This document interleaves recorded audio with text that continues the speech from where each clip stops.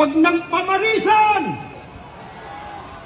Kaya sa isasagawang investigasyon tungkol sa napakalaking nakawan sa kaban ng bayan, ang ating panawagan, simple. Ang ating panawagan, madali pong maunawaan. Maging tapat, maging lantad, huwag ikubli ang mga guilty sa kumot ng kasinungalingan at pagtatakipan. Pero nakakabahala, mga kababayan. May ilan sa mga nasa gobyerno, media, mga abogado at maging ilang political analysts na matatalino sana, may kakayahan magpaliwanag ng tama at totoo. Ngunit tila nais baluktutin ang batas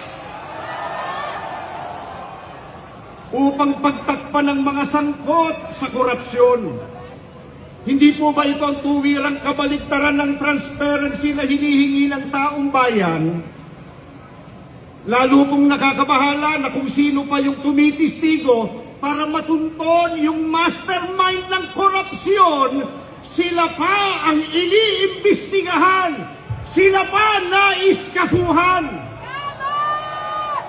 Mga kababayan, saan po kayo nakakita na yung tumutulong sa investigasyon para mapalitaw ang punot dulo ng katakot-takot na nakawan sa gobyerno ang siya pang sinisiraan?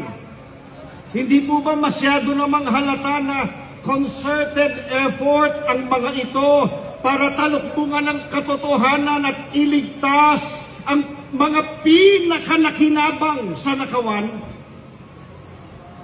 Meron tayong pwedeng sabihin sa kanila, halata kayo. Ano nga sila? Ano nga? Hanggang sa dulo, iparinig natin sa kanila. Ano yun?